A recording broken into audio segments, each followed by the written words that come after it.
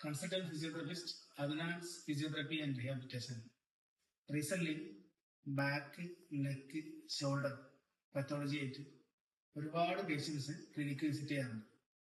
നമ്മുടെ back health അല്ലെങ്കിൽ neck health, shoulder health ഇത് നോർമൽ അല്ല എന്നൊരു ഫീലിംഗ് ഒരു പേഷ്യന്റ് റെക്കഗ്നൈസ് ചെയ്ത് തുടങ്ങിയാൽ എത്രയും പെട്ടെന്ന് ഒരു ഫിസിയോതെറാപ്പിസ്റ്റിനെ കണ്ട് ഫിസിക്കൽ എക്സാമിനേഷൻ കണ്ടക്ട് ചെയ്ത് ആ ജോയിന്റിന്റെ ഫംഗ്ഷൻ ഏത് ലെവലിലാണ്, അതായത് മസ്കുലറിലാണോ അല്ലെങ്കിൽ ജോയിന്റ് ലെവലിലാണോ, എന്താണ് ജോയിന്റിന്റെ കറണ്ട് കണ്ടീഷൻ എന്ന് ഒരു അനാലിസിസ് ഫിസിക്കൽ എക്സാമിനേഷൻ കണ്ടക്ട് ചെയ്ത ജോയിന്റിന്റെ ഫംഗ്ഷൻ നോർമലൈസ് ചെയ്യേണ്ടത് വളരെ അനിവാര്യമാണ്.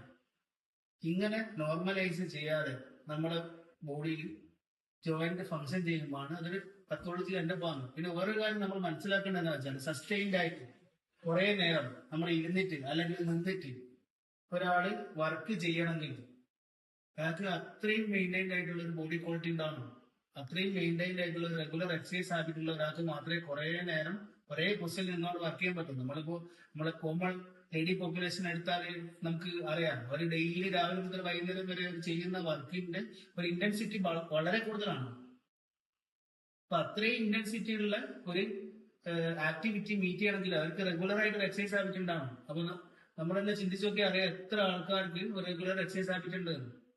ഒരു 35 വരെയൊക്കെ നമ്മൾ ആരോഗ്യമുള്ള ആ കാലഘട്ടത്തിൽ നമുക്ക് നമ്മുടെ ബോഡിയിൽ വരുന്ന അധികം ഡിസ്കംഫർട്ട് ഇല്ലാണ്ട് ഈ വർക്കൊക്കെ നമുക്ക് മീറ്റ് ചെയ്യാൻ പറ്റും.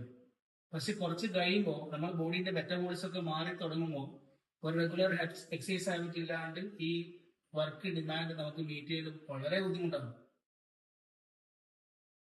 ഇത് നമ്മൾ കഴിഞ്ഞ 8 വർഷമായിട്ട് നടുവിൽ പ്രാക്ടീസ് ചെയ്ത് തുടങ്ങിയ അന്ന് മുതൽ നമ്മൾ എൻകൗണ്ടർ ചെയ്യുന്ന എല്ലാ പേഷ്യൻസിനോടും നമ്മൾ ഈ ഇൻഫർമേഷൻ പാസ് ചെയ്യുന്നുണ്ട്.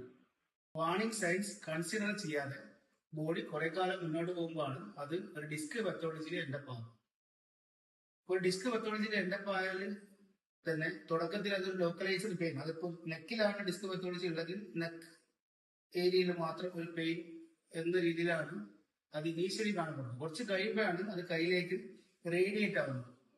അപ്പോ തുടക്കത്തിൽ അത് കടച്ചില്, പിന്നെ തരിപ്പ്, പുകച്ചില്, പിന്നെ ബേണിംഗ് സെൻസേഷൻ, അത് ലാസ്റ്റ് ഒരു വീക്ക്നെസ്സിലേക്കാണ്. അത് ആ നെർവിന്റെ സപ്ലൈ കോംപ്രമൈസ്ഡ് ആവുമ്പോൾ അത് ആ മസിലിന്റെ ഫങ്ഷൻ ലോസ് ആവുന്ന ഒരവസ്ഥയിലേക്കാണ് ആ പത്തോളജി എൻഡപ്പ് ആവുന്നത്. ഇതിന്റെ മുന്നേ ബോഡി കുറെ പ്രാവശ്യം അല്ലെങ്കിൽ കുറെ സിറ്റുവേഷൻസ് നമുക്ക് തന്നിട്ടുണ്ട് ഒരു ഫിസിയോനെ മീറ്റ് ചെയ്ത് ആ ജോയിന്റിന്റെ അല്ലെങ്കിൽ ആ ഏരിയന്റെ ഫങ്ഷൻ നോർമലൈസ് ചെയ്യാൻ വേണ്ടിട്ട്.